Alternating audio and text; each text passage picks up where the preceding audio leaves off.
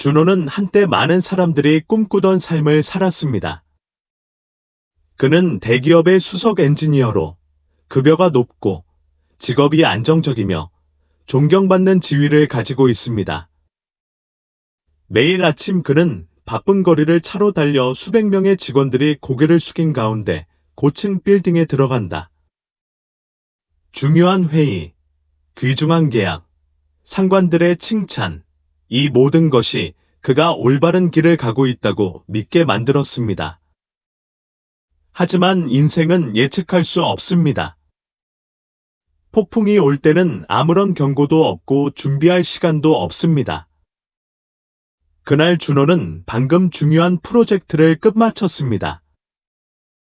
그는 사무실에 앉아 커피를 마시며 일찍 집에 가서 아내와 저녁을 먹을 생각을 하고 있었습니다.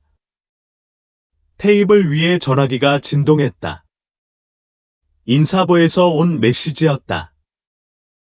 준호 씨, 긴급 회의가 있으니 참석해 주세요. 그의 마음은 불안감으로 가득 찼지만 그는 걱정할 것이 아무것도 없다고 스스로에게 말했습니다. 회의실에 들어가자 이상하게 무거운 분위기가 감돌았다. 인사부장과 몇몇 시급 임원들이 무표정한 얼굴로 앉아 있었습니다. 준호 씨, 인사부장이 그에게 파일을 밀어주었다. 죄송하지만 회사에서 오늘을 기해 당신의 계약을 종료하기로 결정했습니다. 준호는 깜짝 놀랐고 그의 손은 윙윙거렸다. 그는 종이 뭉치를 집어들고 생기 없는 줄 하나하나를 읽었다. 민서는 내부 규정을 위반했고 직무 수행에 필요한 요건을 충족하지 못했습니다. 이게 도대체 뭐야? 그의 목소리는 쉰 편이었다. 저는 10년 동안 여기서 일했고 많은 기여를 했습니다. 이제 당신은 효력이 발생한 한 장의 종이로 저를 쫓아내시네요. 그 목소리는 마치 모든 것이 미리 정해져 있는 것처럼 차가웠다. 준호는 자신이 어떻게 건물에서 나왔는지 기억하지 못한다. 그의 동료들은 그를 바라보았고 몇몇은 고개를 숙였고 몇몇은 바쁜 척했다. 아무도 그에게 다가가려고 하지 않았다. 그렇군요. 다들 개입하는 걸 두려워하는군요. 이 회사에서의 충성심은 혜택이 있을 때에만 존재합니다. 그는 멍한 채로 집으로 차를 몰았다. 문이 열리자 지은이 달려나와 그를 걱정스러운 눈으로 바라보았다. 왜 이렇게 일찍 집에 왔어? 준호는 오랜 세월 그와 함께해온 여자를 바라보며 서 있었다. 그의 목이 조여왔다. 저는 일자리를 잃었어요. 그 짧은 문장은 마치 작은 집 한가운데 폭탄이 떨어진 것과 같았습니다. 지은은 잠시 멈췄다가 앞으로 나서서 남편의 손을 잡았다. 괜찮아요. 다른 방법을 찾을게요. 하지만 그들은 진짜 폭풍이 이제 막 시작되었다는 사실을 전혀 몰랐습니다. 처음 2달 동안 준호는 침착함을 유지하려고 노력했습니다. 그는 수십 개의 회사에 이력서를 보내고 전화를 걸어 오랜 인맥을 동원해 보았지만 상황은 생각했던 것만큼 간단하지 않았습니다. 거의 40살이 된 엔지니어를 고용하고 싶어하는 사람은 아무도 없을 겁니다. 그 사람은 한때 높은 직위에 있었지만 알 수 없는 이유로 해고당했습니다. 저축은 줄어들었고 매달 전기세, 임대료, 생활비가 제때 납부되었고 집주인은 위기에 처했습니다. 3개월, 4개월, 5개월이 지나자 전락드리겠습니다. 라는 약속은 무의미한 반복으로 변했습니다. 얼마 후, 준호는 작은 식당에서 웨이터로 아르바이트를 시작하게 됐습니다. 낮에는 본업에 충실하고 밤늦게는 웨이터로 일하면서 어려움을 겪습니다. 초창기에는 준호 씨가 강하게 반대했다. 내가 여기 있는데 왜 이렇게 열심히 일해야 하니?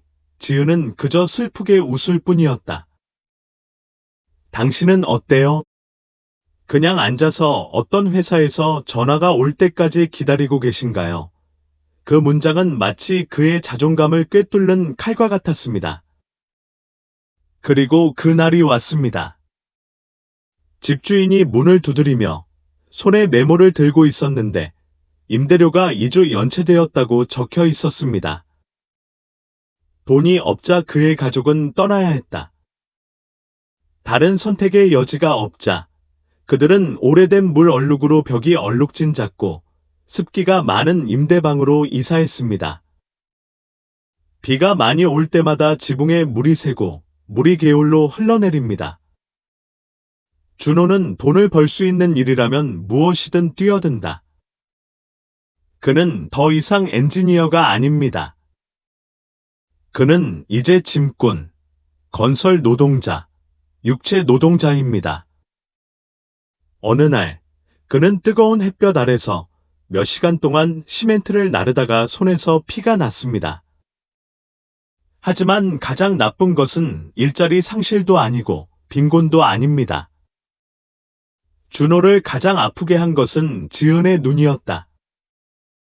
그들은 잠 못 이루는 밤에 온전한 가족을 꾸리는 꿈을 꾸었고 아이를 간절히 원했으며 불임 치료를 위해 모든 돈을 저축했습니다.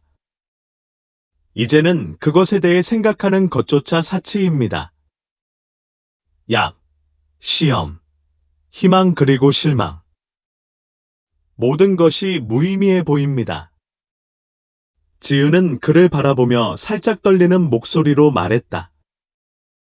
후회하니 준호는 즉시 대답하지 않았다. 그는 창밖을 바라보았는데 가로등이 빛나고 있었고 빗줄기가 깜빡거렸다.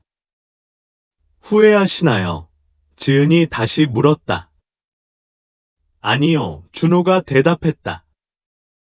하지만 나는 무력감을 느껴요. 어느 날, 준호가 절망의 바닥에 도달했다고 생각한 순간, 운명은 그를 그가 전혀 생각하지 못했던 다른 길로 밀어 넣었습니다.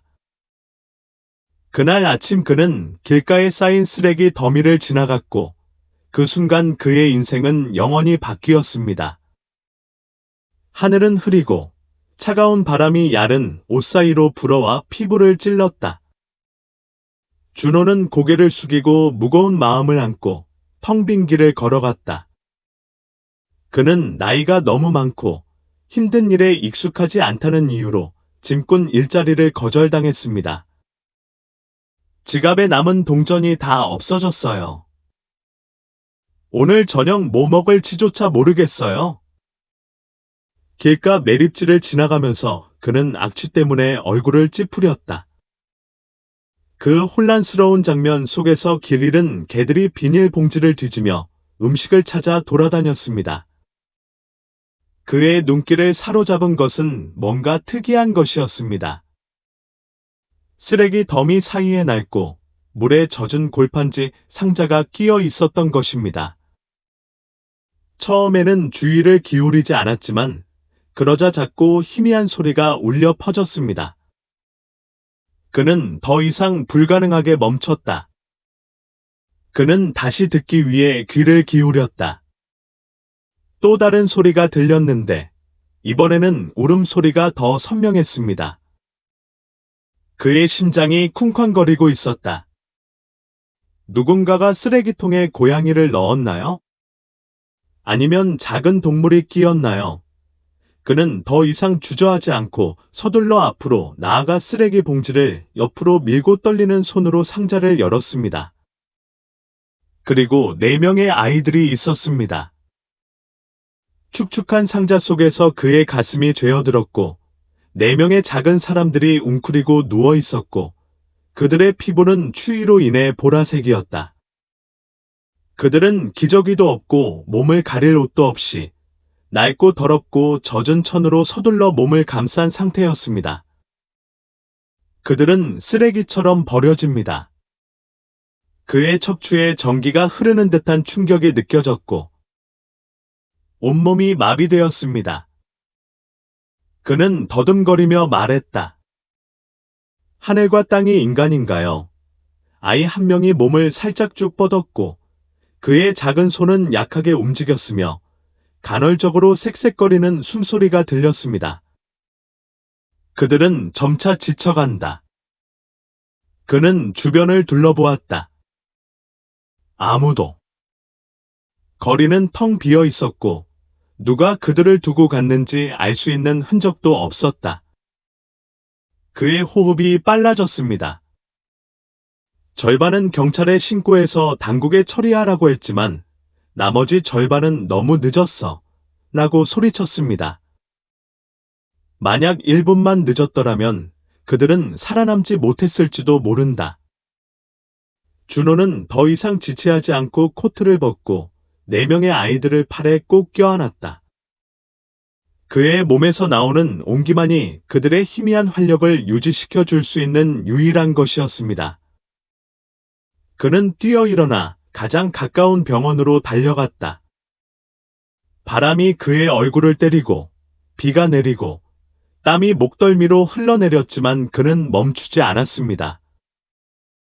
아이들의 헐떡거리는 숨소리마다 그의 가슴이 타들어가는 것 같았다.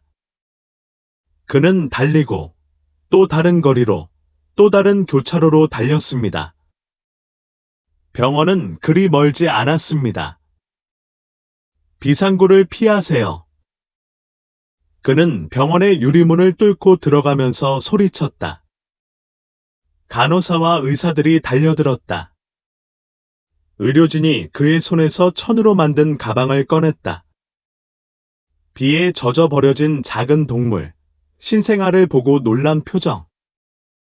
서둘러요. 그 집단은 응급실로 달려갔다. 준호는 무릎을 꿇었다. 그의 심장은 여전히 쿵쾅거리고 호흡은 가빠졌으며 마치 12km를 달린 것처럼 가슴이 헐떡거렸다. 몇 분이 마치 몇 세기처럼 흘렀습니다. 의사가 마스크를 벗고 나왔습니다. 그의 눈은 엄숙했다. 당신은 제때 그들을 데려왔지만 그들은 매우 약합니다. 저체온증, 심각한 탈수, 조산의 징후. 준호는 고개를 끄덕이며 손을 꽉 쥐었다. 아이들은 괜찮을까요?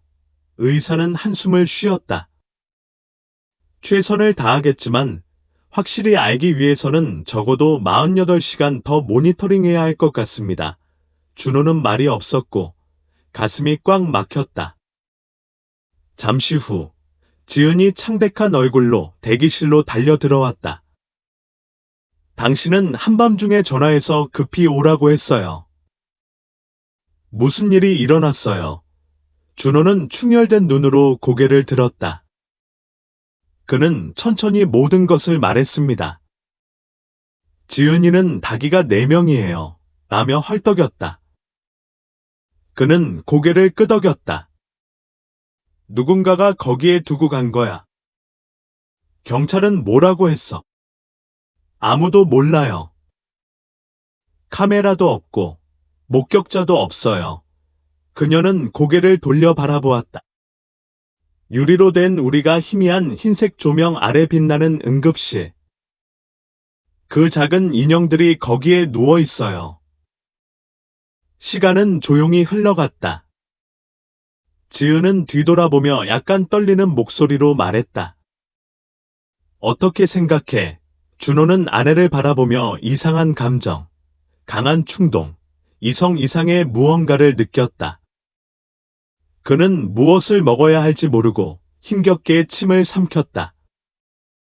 하지만 그는 그것을 그대로 둘 수 없었습니다. 지은의 목소리가 점점 약해졌다. 그럼 저 작은 손들이 움직이는 방을 봐. 우리는 우리 자신을 돌볼 수도 없어. 그는 눈을 감고 심호흡을 했다. 알아요. 하지만 그들이 죽으면 어떡하죠? 만약 내일 언론에서 이 4명의 아이들이 살아남지 못했다고 보도한다면 당신은 평화롭게 살 수 있겠습니까? 그녀는 멈췄다. 그 4명의 작은 인물의 이미지가 내 머릿속에서 계속 반복되었습니다. 밖에는 아직도 비가 살짝 내리고 있습니다. 바람이 아직 차갑습니다. 미친 결정, 돌이킬 수 없는 선택. 하지만 지금 당장은 앞을 향한 길은 오직 하나뿐입니다. 지은은 입술을 깨물고 남편을 똑바로 바라보았다. 확실하다면 나도 같이 갈게요. 준호는 아내의 손을 잡고 꽉 쥐었다. 그들은 방금 옛날 삶의 경계선을 넘었고 앞으로는 험난한 길이 기다리고 있었습니다. 의사는 응급실에서 나왔는데 그의 얼굴에는 여전히 긴장감이 깃들어 있었다. 준호와 지은은 그를 보자마자 벌떡 일어났다. 어떻게 됐어요? 준호의 목소리는 숨이 찬 듯 쉰 상태였다. 의사는 그들은 안정적이지만 그들의 상태는 여전히 매우 취약합니다. 4명의 아기 모두 심각한 저체온증, 약한 폐, 거의 미발달된 면역 체계를 가지고 있습니다. 우리는 그들에게 사수액을 주고 인큐베이터에 넣었지만 모니터링이 필요합니다. 라고 답했습니다. 지은은 울음을 참으려고 손을 입에 대었다. 그녀의 온몸은 불안 때문에도 떨렸고 엄청난 충격 때문에도 떨렸습니다. 그녀는 자신이 병원 한가운데에 서서 마치 자신의 아이인 것처럼 4명의 낯선 아이들을 걱정하는 이런 상황에 처하게 될 줄은 생각지도 못했습니다. 준호는 아내의 손을 꽉 쥐었고 가슴이 아팠다. 그들이 성공할까? 의사는 그의 눈을 똑바로 바라보며 말했다. 거짓말은 하지 않겠습니다. 생존 가능성은 50입니다. 48시간 더 버틴다면 회복 가능성이 더 높아집니다. 그렇게 말하고 그는 돌아섰고 그 부부는 그대로 서서 아무 말 없이 얼어붙어 있었다. 지은은 눈물을 닦으며 한숨을 쉬었다. 내가 떠날 수 없잖아요. 준호는 유리창 너머로 인큐베이터에 누워있는 작은 시체들을 바라본다. 모든 약한 숨쉬기가 마지막이 될 수도 있다. 아니, 그들은 떠날 수 없어요. 그들은 밤새도록 병원에서 지냈습니다. 아이들의 작은 움직임 하나하나에 그들의 심장이 쿵쾅거렸습니다. 가끔 아기들은 놀라고 손가락이 떨리고 눈꺼풀이 펄럭이기도 합니다. 징후는 약하지만 희망의 빛이 보입니다. 다음 날 아침 경찰이 왔습니다. 젊은 중이가 준호와 그의 아내 맞은편에 앉았다. 우리는 그 지역의 카메라를 확인했고 특별한 것은 없었습니다. 우리는 주변 사람들에게 물어봤지만 아무도 이 아이들을 두고 간 사람을 보지 못했습니다. 지은은 그를 바라보며 목소리가 희미해졌다. 그럼 우리는 그들의 친척을 찾을 수 있을까요? 경찰 민서 씨는 고개를 저었다. 매우 어렵습니다. DNA 흔적이 있거나 아이들을 찾으러 온 사람이 나오면 희망이 있을지도 모릅니다. 그렇지 않으면 사회보호센터로 이송될 겁니다. 그 문장은 준호의 척추의 오한을 불러일으켰다. 그는 아이들이 한 끼를 위해 싸우고 지치고 과로한 몇몇 직원들로부터는 거의 관심을 받지 못하는 과밀화된 고아원에 대한 이야기를 들어보았다. 그는 지은에게로 돌아섰다. 우리는 그들을 거기에 들여보낼 수 없어요. 지은은 눈을 크게 뜬 채 무슨 말이에요? 라고 말했다. 우리는 부유하지 않을지 몰라도 적어도 그들은 머리 위에 지붕이 있을 겁니다. 그는 낮지만 날카로운 목소리로 말했다. 지은은 고개를 끄덕였다. 법이 그렇게 간단하지 않아요. 제가 쉽게 입양할 수는 없어요. 게다가 가난한 하숙집에서 사는 실업자 부부가 4명의 아이를 키울 수 있다고 누가 믿겠어요. 하지만 우리는 포기하지 않을 거예요. 그는 크게 숨을 쉬었다. 민서 경찰관은 두 사람을 오랫동안 지켜보다가 차분한 어조로 법적 절차를 기다리는 동안 임시보호 신청은 가능하지만 재정검사와 부양능력평가가 있을 겁니다. 게다가 매우 어려울 겁니다. 라고 말했다. 지은은 씁쓸하게 웃었다. 이렇게 어려운데 어떻게 쉬울 수가 있겠어요. 그들은 싸우기로 결심했다. 병원 측은 일시적인 지원 약속을 요청했고 주저하지 않았습니다.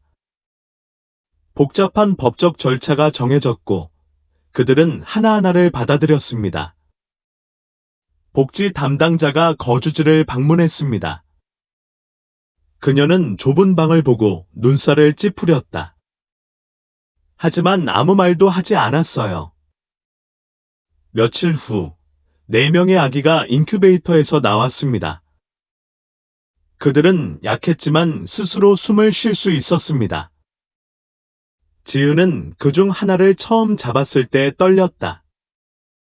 그의 팔에 안겨있는 작은 몸은 마치 그의 마음의 텅 빈 공간에 퍼즐 조각이 맞춰지는 것만큼 따뜻했다. 이름을 지어보자 준호가 말했다. 그의 시선은 작은 생물에게서 떠나지 않았다. 지은은 생각하며 미소 지었다.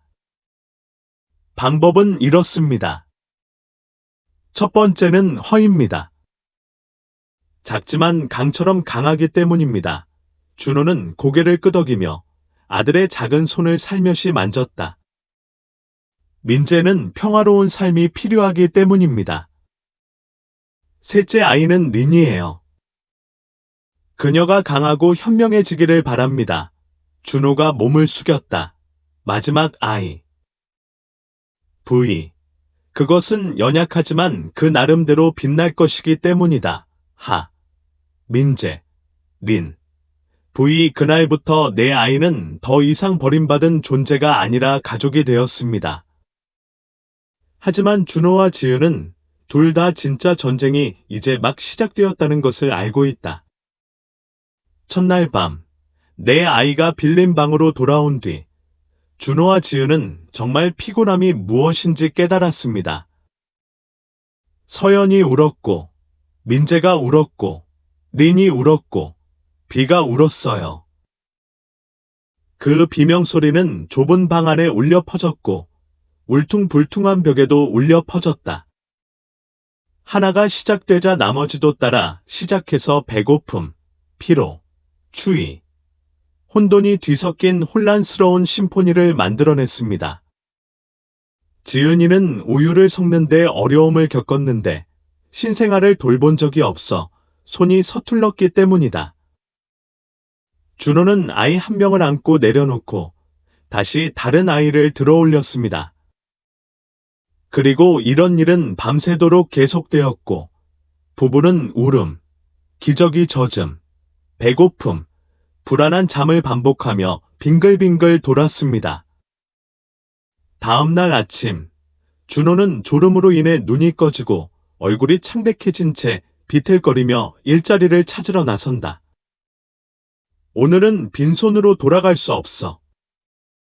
우유값, 기저귀, 집세, 이 모든 게 내 어깨에 무겁게 얹어 있어요. 더 나은 직장을 기다릴 시간도 없고 까다로울 여유도 없습니다. 그는 도매시장에 갔는데 그곳에서는 사람들이 일당으로 일꾼을 고용했습니다. 그 일은 간단하지만 힘들다. 쌀 가마니를 나르고 상자를 나르고 혼잡한 군중 속을 헤치며 수레를 끄는 일 말이다. 땀 흘리고 손이 붓고 허리가 아픈 것은 문제가 되지 않습니다. 아주 적은 양이라도 가지고 있으면 내 아이가 충분히 먹을 수 있을 만큼 먹을 수 있을 것이라는 희망도 있습니다. 늦은 오후, 준호는 빈약한 급여를 손에 들고 돌아왔다. 하지만 그는 안도의 한숨을 쉬기도 전에 눈앞에 펼쳐진 광경에 얼어붙었다. 지은은 바닥에 앉아 얼굴은 멍하니 한 채 뺨에 눈물을 흘리고 있었다. 그녀 주변에는 울고 더위를 느낀 4명의 아이들이 있었습니다. 지은아, 왜 그래? 그는 물었다. 그녀는 고개를 들었고 그녀의 목소리는 쉰 상태였다. 그들은 열이 있어요. 4명 다 열이 있어요. 공황 상태가 찾아왔다. 준호가 달려들어 각자의 이마를 만졌고 그의 손은 불타는 듯했다. 그 작은 동물들은 헐떡이며 피부는 열로 붉어졌습니다. 호흡이 점점 약해지고 있어요? 민재는 신음하며 마치 만질 수 없는 무언가를 찾는 듯 그의 작은 손을 공중에서 휘두르고 있었다. 준호는 2 아이를 품에 안고 지은은 2 아이를 품에 안고 가장 가까운 병원으로 곧장 달려갔다. 그들은 헐떡이며 거리를 달려갔고 아기의 울음소리가 마치 칼날처럼 그들의 마음을 찔렀습니다. 의사는 재빨리 수락했다. 그는 아이들을 한 명 한 명 진지하게 살펴보았습니다. 바이러스, 미수가, 저항력 약화 등은 면밀히 감시해야 합니다. 그들은 기다리는 의자에 앉아 손을 꽉 쥐고 가슴은 쿵쾅거리며 정맥 주사가 떨어지는 모습과 내 아이의 힘없는 찡그린 표정 하나하나를 지켜보았습니다. 지은은 눈물을 터뜨렸다. 준호, 무서워요. 그는 대답하지 않았다. 두려움이 그의 목을 조르고 있었다. 하지만 그는 포기할 수 없었습니다. 그들은 이 길을 선택했고 뒤돌아갈 수는 없었습니다. 그날 밤, 그들은 병원에 머물렀고 그들의 눈은 어린 아이들에게서 떠나지 않았습니다. 의사가 열이 내렸다고 말할 때까지 그들은 아침까지 안도의 한숨을 쉬지 못했습니다. 며칠 후에 4마리 모두 집으로 돌아왔습니다. 하지만 도전은 거기서 끝나지 않습니다. 금융폭풍은 공식적으로 끝났습니다. 병원비 때문에 준호가 벌어온 돈이 다 없어졌다. 우유, 기저귀, 약, 시간이 지날수록 압박감이 더 커집니다. 준호는 여전히 비통함을 느낀다. 그는 모든 일을 다 합니다. 오전에는 짐꾼으로, 오후에는 건설 노동자로, 저녁에는 오토바이 택시 운전사로 일합니다. 어떤 날은 시간만 있어요? 겨우 2시간밖에 잠을 자지 못한 지은이는 게으르지 않았다. 그녀는 다른 사람들을 위해 세탁과 청소도 합니다. 하루 종일 물통과 소를 가지고 놀았습니다. 그녀의 손은 비누 때문에 갈라지고 빨갛게 변했지만 그녀는 한 번도 불평하지 않았습니다. 아무리 지치고 배가 고프더라도 집에 돌아와서 4명의 어린 얼굴들이 평화롭게 잠자는 것을 보면 모든 피로가 사라집니다. 그런데 그들은 무엇보다도 고통스러운 진실을 발견했습니다.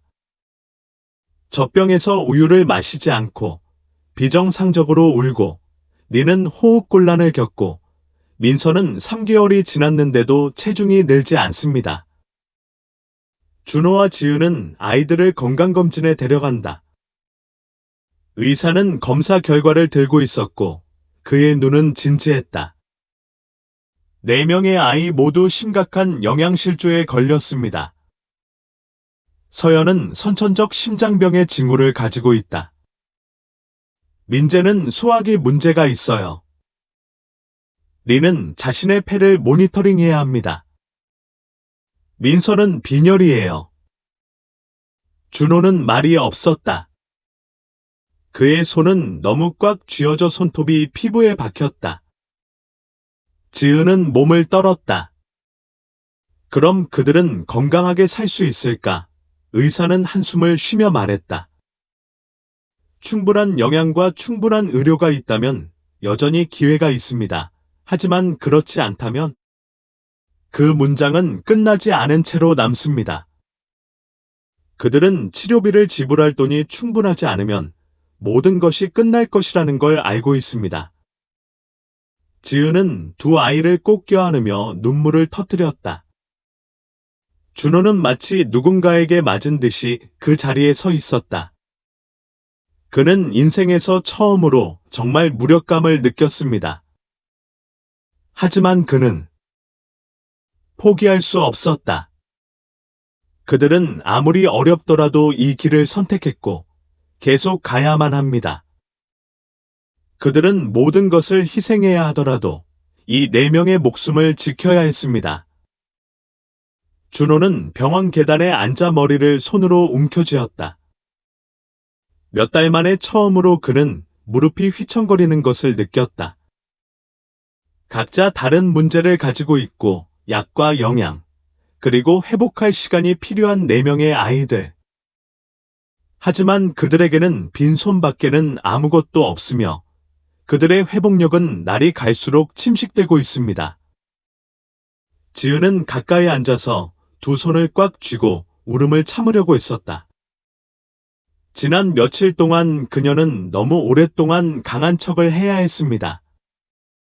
하지만 지금은 의사가 그녀의 아이들이 적절한 치료 없이는 살아남을 수 없을지도 모른다고 말했을 때 그녀는 세상이 무너진 것 같은 기분을 느꼈습니다. 이제 우리는 무엇을 해야 하나요? 그녀는 약간 떨리는 목소리로 물었다. 준호는 바로 대답하지 않았다. 그의 눈은 어두워졌고 관자놀이에 푸른 혈관이 나타났다. 그의 마음에 한 가지 생각이 스쳐 지나갔다. 만약 그들이 4명의 아이들을 키우겠다고 고집하지 않았다면 일은 이런 식으로 되지 않았을 겁니다. 하지만 그는 즉시 그 생각을 일축했다. 그들이 없었다면 4명의 어린이가 쓰레기통에서 얼어 죽었을 것입니다. 그들이 노력하는 것을 비난할 사람은 아무도 없습니다. 그는 일어났고 수면 부족으로 눈은 빨갛게 충혈되어 있었다. 나는 돈을 벌 것이다. 무슨 짓을 할 거야? 민서야, 돈만 있으면 뭐든 괜찮아. 그러자 지은의 반응도 기다리지 않고 준호는 도망자처럼 서둘러 병원 밖으로 뛰쳐나갔다. 이틀 후, 그는 몸에 멍이 든 채 집으로 돌아왔습니다. 지은은 당황해서 그를 맞으러 달려나가 그의 팔을 움켜쥐었고 그의 얼굴 한쪽이 부어오르고 입술이 찢어진 것을 보고는 공포에 눈을 크게 떴다. 무슨 짓을 했어요? 준호는 먼지 묻은 코트를 벗고 방으로 들어갔다. 그는 가장 위험한 일도 맡았습니다. 화물을 싣고 밀수 조직을 위해 밤새 운전하고 심지어 부두에서 일자리를 놓고 싸우기도 했습니다. 잘 지내요. 그의 목소리는 쉰데다 피곤했다. 그는 테이블에 돈 뭉치를 던졌다. 지은은 돈을 보고 다시 남편을 바라보았다. 이렇게 돈을 버는 거야. 준호는 대답하지 않았다. 그는 이런 상황이 오래가지 못할 것이라는 걸 알았습니다. 만약 그가 계속해서 그 일자리에 뛰어든다면 그는 내 자녀가 자라는 모습을 볼 수 없을지도 모른다. 우리는 영원히 이렇게 살 수는 없어요. 지은이가 목이 메어지는 목소리로 말했다. 저는 제 아이가 매일 식탁에 음식을 올려놓기 위해 목숨을 걸고 있는 아버지와 함께 자라기를 바라지 않습니다. 준호는 눈을 감고 머리를 벽에 기대었다. 그는 이전에 그렇게 무력감을 느낀 적이 없었다. 하지만 힘든 상황에도 불구하고 시간은 계속 흐른다. 서연이는 이미 뒤집는 법을 알고 있다. 민재는 매일 밤 울지 않고 잠을 잘 수 있어요. 지은이 자신의 배를 살짝 만지자리는 킥킥 웃었다. 민서가 처음으로 소리를 내기 시작했습니다. 그들은 궁핍함에도 불구하고 계속 성장하고 있고 그것이 준호가 멈출 수 없는 이유이다. 그는 트럭 운전 면허를 취득하기 위해 학교에 가기로 결정했습니다. 학위가 있으면 더 안정적인 직업을 얻을 수 있습니다. 그는 공부와 일로 밤새워 일해야 했지만 그래도 이를 악물고 참았습니다. 지은도 가만히 있지는 않았다. 그녀는 집 근처에 있는 빵집에서 일하기 위해 지원했고 빵을 만드는 법을 배웠으며 밤에 일할 추가 주문을 받았습니다. 반죽을 반죽하고 아이를 달래고 온라인 수업으로 어려움을 겪는 날도 있습니다. 아무도 그들에게 말해주지 않았지만 그들은 자신들이 변하지 않는다면 아무도 이 위기를 극복하도록 도와주지 않을 것이라는 걸 알고 있었습니다. 1년 후, 준호는 트럭 운전사로 첫 직장을 얻게 된다. 이사를 해야 해서 힘든 일이었어요. 길에서는 늘 있는 일이지만 적어도 어렵긴 하죠. 더 이상 위험한 불법 일자리는 없습니다. 지은은 길모퉁이에 작은 빵집을 열었다. 점점 더 많은 고객이 찾아오는데 그 이유는 그녀의 케이크가 맛있을 뿐만 아니라 가장 어려운 시기를 겪은 어머니의 헌신으로 만들어졌기 때문입니다. 내 아이들도 점점 더 강해지기 시작했습니다. 그들은 아직 약하기는 하지만 달리고, 점프하고, 웃을 수 있습니다. 어느 날 저녁, 준호가 배달을 마치고 돌아오니 지은이 거실에 4명의 아이들과 함께 앉아 있었습니다. 돌아왔어. 지은이가 물었다. 그는 고개를 끄덕이며 지친 듯이 웃었다. 지은은 나지막하게 말했다. 오늘 많은 생각을 했는데 당신이 옳았다는 걸 깨달았어요. 무슨 일이야? 우리는 그들의 친부모가 아닐지 몰라도 그들이 눈을 뜬 날부터 그들은 우리의 아이들이었습니다. 준호는 아이들을 바라보며 가슴에 따뜻한 느낌이 가득 차는 것을 느꼈다. 우리는 포기하지 않죠. 그는 물었다. 지은은 고개를 저었다. 절대 안 돼요. 4명의 유아가 기어와서 작은 손을 준호의 다리에 얹었다. 서연은 그를 올려다보며 미소를 지었다. 그녀의 눈은 밤하늘의 별처럼 빛났다. 준호는 인생에서 처음으로 모든 아픔, 모든 괴로움, 모든 희생이 의미를 가지고 있다고 느꼈다. 아이들은 마침내 그를 바빠라고 불렀습니다. 그리고 그날부터 그들은 더 이상 인생에서 어려움을 겪는 단순한 부부가 아니었습니다. 그들은 가족이 되었습니다. 비가 주석 지붕 위로 떨어지고 작은 집안의 김이 모락모락 피어올랐다. 노란 빛이 작은 얼굴들에 비치고 맑은 눈동자는 지은이가 빵을 작은 조각으로 자르는 모든 움직임을 천천히 흐느끼며 따라간다. 지은이는 그냥 케이크 접시를 테이블에 올려놓고 이마의 땀을 재빨리 닦으면 되라고 일깨워줬다. 헝. 가져가. 지은이가 말했다. 리는 한 입 크게 베어 물었다. 그녀의 뺨은 쥐처럼 부풀어 올랐고 꽃병은 리듬에 맞춰 흔들렸고 그녀의 손은 허벅지를 두드렸다. 너무 흥분해서 그녀는 빵 부스러기가 셔츠에 떨어지는 것도 알아차리지 못했다. 린과 민서는 느렸지만 눈은 여전히 설렘으로 가득 차 있었다. 주방 구석에서 준호는 낡은 야구 모자를 벗어 의자 등받이에 걸었다.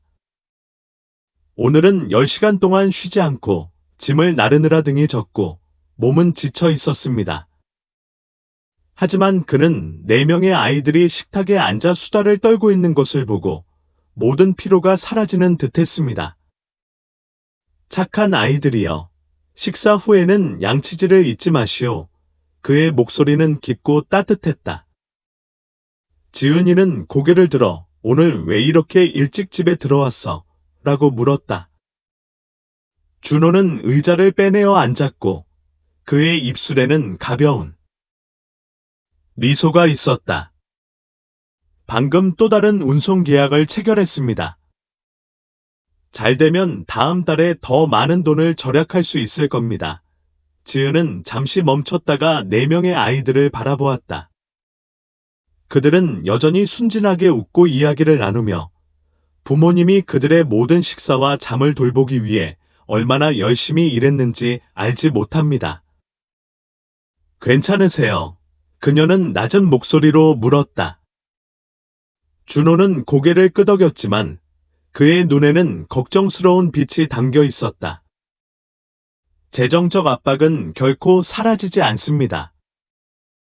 서연이의 약값, 민재의 영양제 값, 린과 민서의 유치원 수업료. 모두 부담스럽다.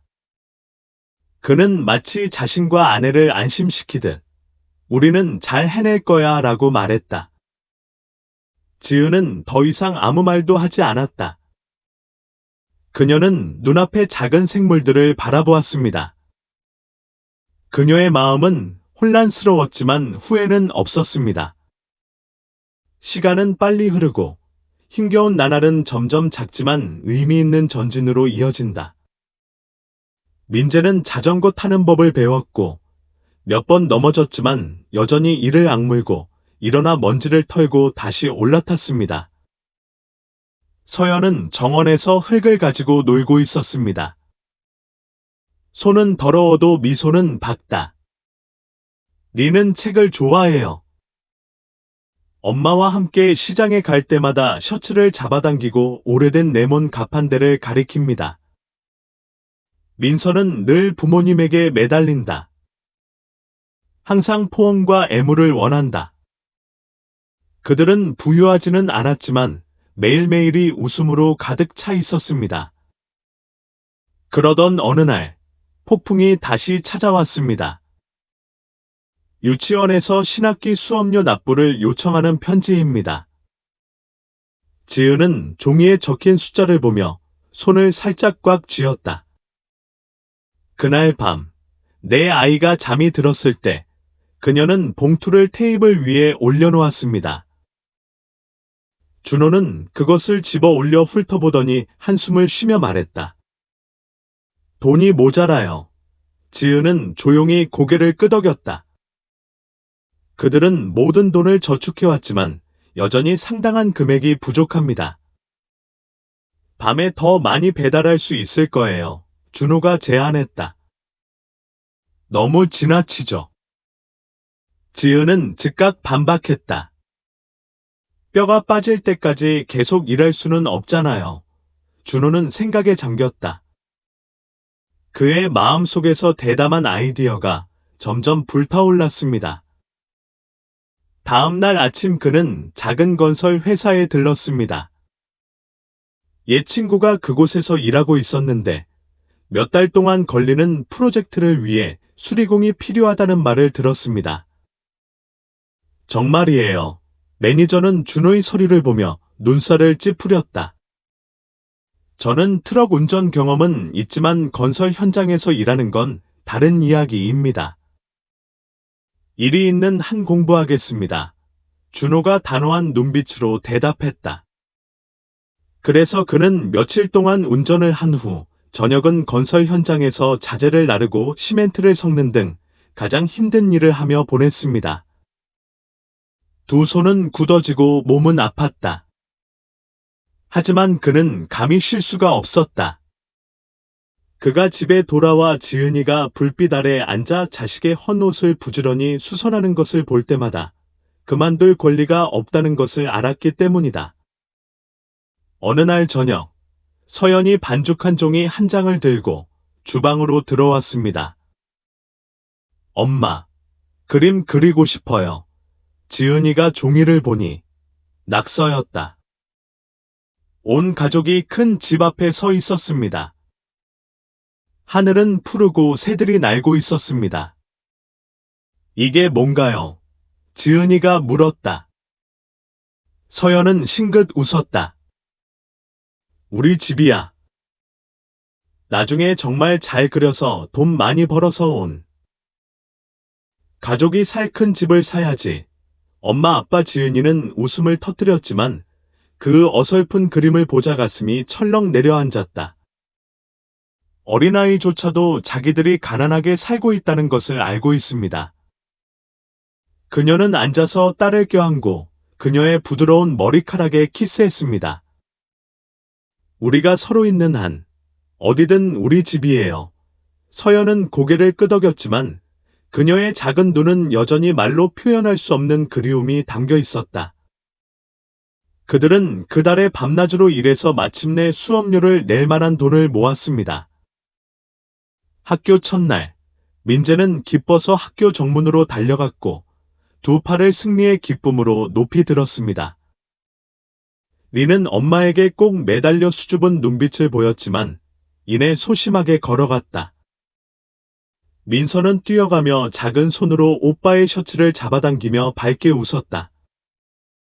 준호의 손을 놓고 마지막으로 도망간 사람은 서연이었다.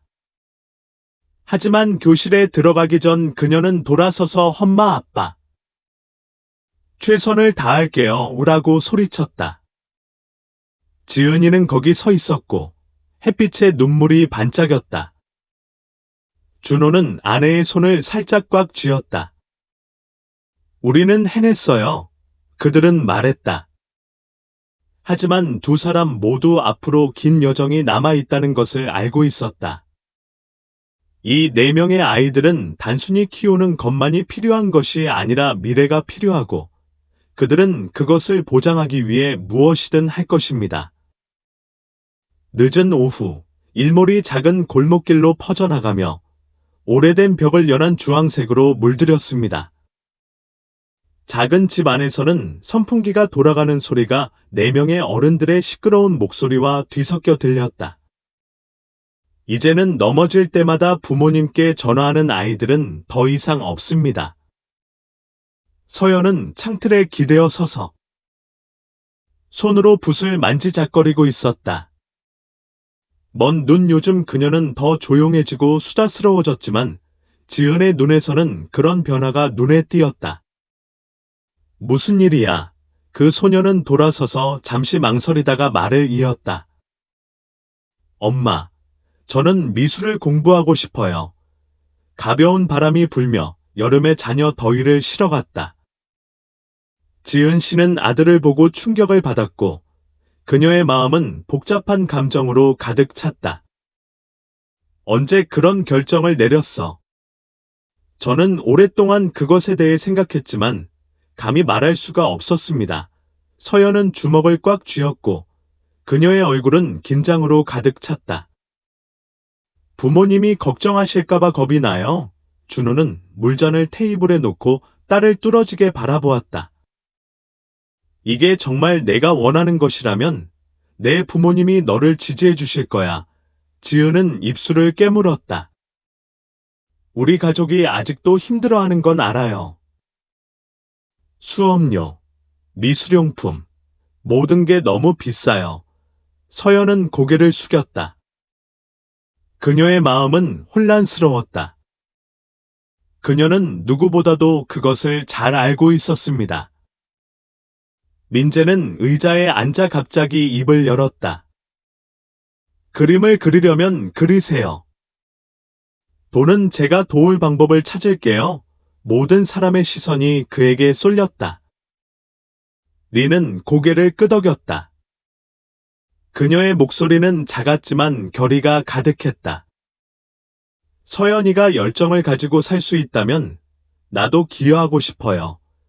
민서는 그녀의 손을 잡아당기며 밝게 웃었다. 저는 제 용돈을 저축해서 도울 수 있어요. 지은은 아이들이 서로를 응원하는 모습을 바라보며 아무 말도 하지 않았다. 긴장감과 자부심을 동시에 느껴보세요. 준호는 한숨을 쉬며 일어나서 딸의 어깨를 두드렸다. 우리는 어른이 되면 방법을 찾을 거야. 아무도 뒤처지지 않아 하니. 가족에서는 그날부터 온 가족이 새로운 순환에 접어들었습니다. 준호는 추가 수입을 얻기 위해 지방을 돌아다니며 야간 근무를 한다.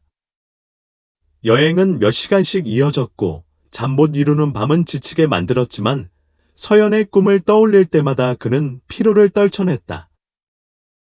지은 씨는 빵집을 계속 확장해 나가며 새로운 요리법을 배우고 반죽을 반죽하고 케이크를 굽고 하나하나 조심스럽게 포장하는 데 모든 시간을 보냈습니다.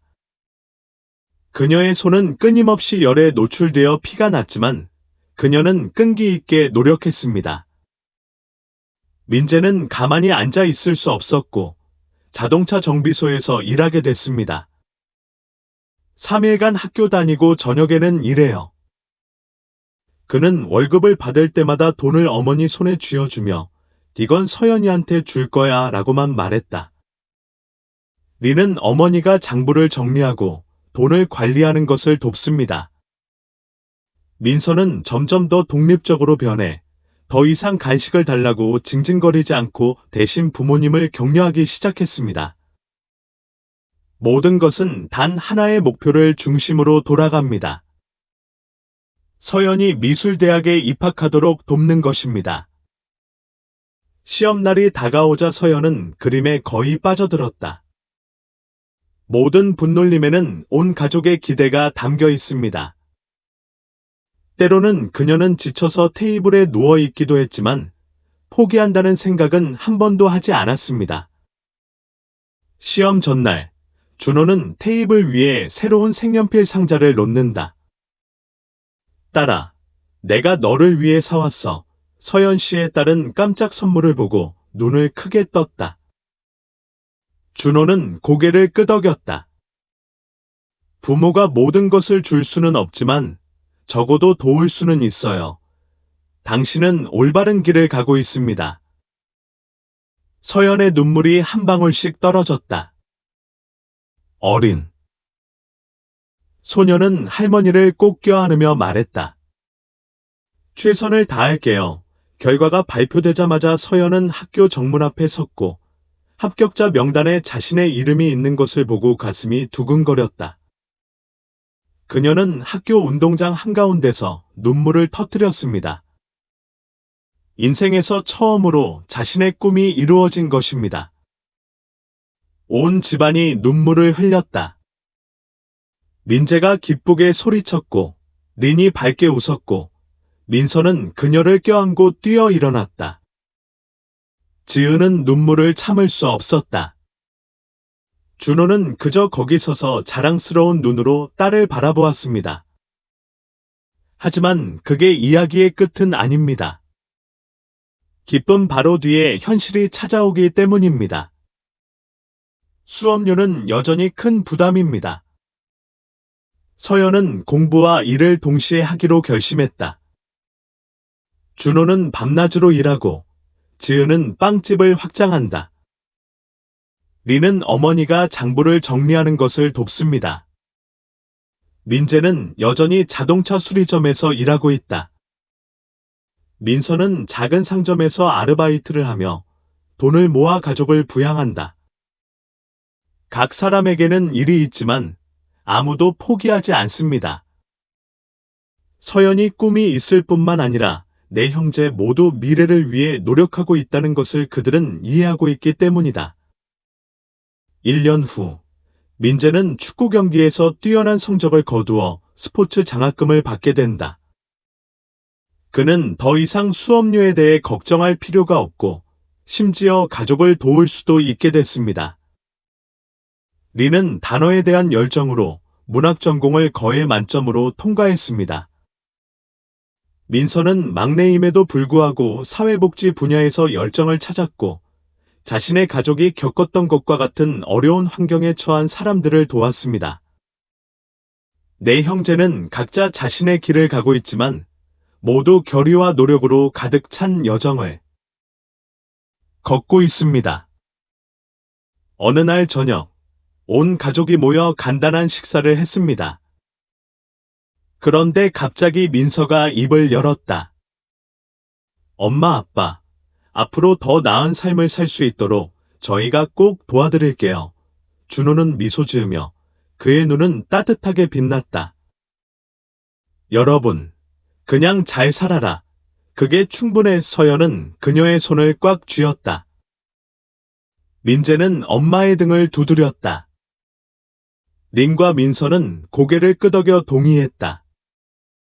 그들은 앞으로의 길이 여전히 어려움으로 가득하다는 것을 알고 있지만 한 가지만은 절대 변하지 않을 것입니다.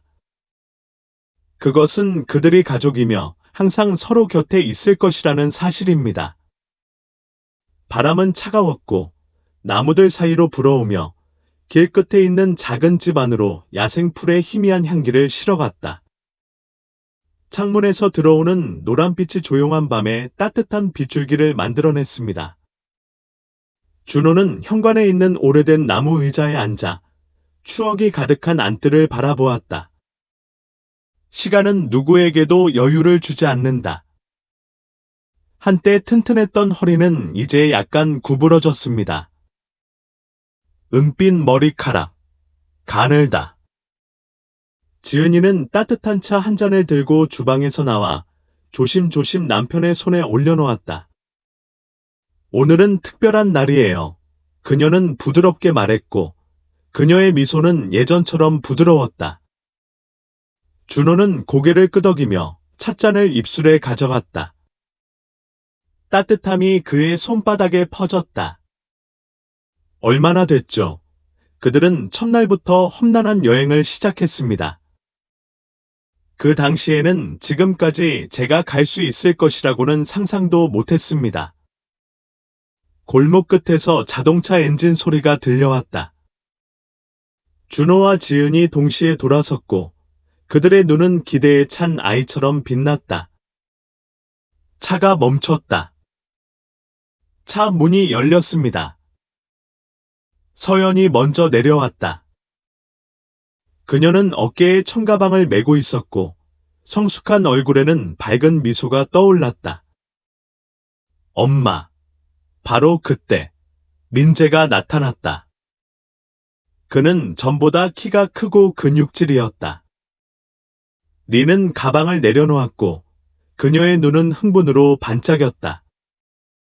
마침내 민서는 평소와 마찬가지로 활기찬 표정으로 차에서 뛰어내리며 손을 쉴 새 없이 흔들었다. 4명의 아이들이 돌아왔다. 준호는 벌떡 일어나서 재빨리 문으로 가서 아이들을 한 명 한 명 꼭 껴안았습니다. 튼튼한 팔은 어린 시절처럼 아직도 익숙합니다. 지은은 그녀 옆에 서서 눈물을 글썽이며 서연의 손을 잡았다. 그리고는 민재의 뺨을 두드리고 린의 머리를 살며시 쓰다듬은 뒤 민서를 자신의 팔로 끌어안았다. 너희들 정말 성숙해 보이네, 지은이가 목 놓아 말했다. 온 가족이 식탁 주위에 모였고 익숙한 요리가 준비되어 있었습니다.